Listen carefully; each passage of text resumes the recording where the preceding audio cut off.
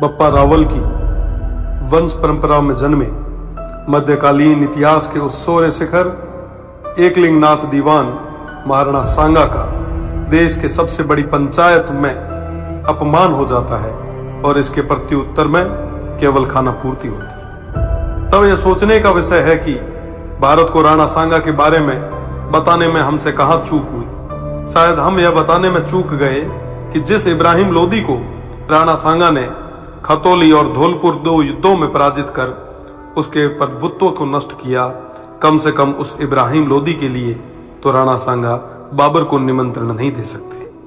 1519 में गागरोन के युद्ध में मालवा के सुल्तान महमूद खिलजी को 3 माह बंदी बनाने वाले, ईडर के युद्ध में गुजरात के मोहम्मद शाह की सेना को पराजित करने वाले, दिल्ली, मालवा और गुजरात की संयुक्त सल्तनतों को हराने वाले तत्कालीन भारत के शक्तिशाली शासक राणा सांगा को कहां जरूरत है किसी विदेशी को आमंत्रित करके सहायता लेने की। दौलत खान लोदी जैसों के निमंत्रण पर आए बाबर के विरुद्ध मेवाड़ के आसपास के शासकों ने राणा सांगा के झंडे के नीचे बाबर जैसे आक्रांताओं से लोहा लिया। जिस राणा सांगा के साथ आमेर से पृथ्वीराज जी कछवाहा, बीकानेर से कल्याणमल जी, जोधपुर से मालदेव जी, मेड़ता से मीराबाई जी के पिताजी रतन सिंह जी व वीरमदेव जी, ईडर से भारमल जी, बूंदी से नरबत जी हाड़ा, सिरोही से अखेराज जी देवड़ा, सादड़ी से झाला अजय जी, चंदेरी से मदीनी राय प्रतिहार जी, हसन खान मेवाती सहित आसपास के सभी सरदारों का सहयोग हो, उन महाराणा सांगा को किसी विदेशी की सहायता की आवश्यकता नहीं। इस संयुक्त मोर्चे के बल पर राणा सांगा तत्कालीन भारत के सबसे शक्तिशाली शासक बने। फलस्वरूप स्वयं बाबर ने राणा सांगा को अपना सबसे बड़ा शत्रु बताया।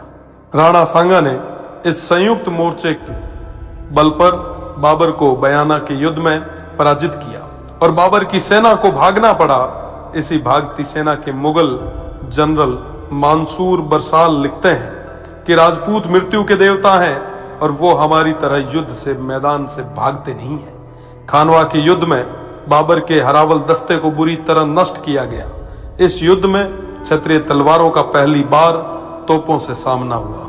उन तोपों को नष्ट करने के लिए वीरों ने अपने सिर तोपों में देके उन्हें नष्ट किया। आज भी यह खानवा गांव महाराणा सांगा के नेतृत्व में इन देशभक्त सूरवीरों के राष्ट्र व धर्म की रक्षा विदेशी आक्रांताओं बाबर और उनकी सेना से युद्ध करते हुए प्राणोत्सर्ग करने का साक्षी है। राणा सांगा न केवल वीर थे बल्कि सभी धर्म और पंथों का सम्मान भी करते थे। राणा सांगा उत्तर भारत के स्वाभाविक नेता बन के उभरे। 80 गांवों के बाद में भी अडिग ऐसे महान इतिहास पुरुष के बारे में देश को कम जानकारी होना या उनके अपमान पर बिना कुछ विशेष प्रयास किए केवल खाना पूर्ति करना बेहद दुखद है। भारत तो छोड़िए, ऐसे महानायक की प्रतिमाएं आपको राजस्थान में भी न के बराबर मिलेगी। महाराणा सांगा की विरासत और धरोहरों को आज संरक्षण की आवश्यकता है। इस और ध्यान देना हम सभी का कर्तव्य है। ऐसे प्रयास ही महाराणा सांगा के प्रति सच्ची श्रद्धांजलि होगी और इनके इतिहास को धूमिल करने का प्रयास करने वालों को करारा जवाब।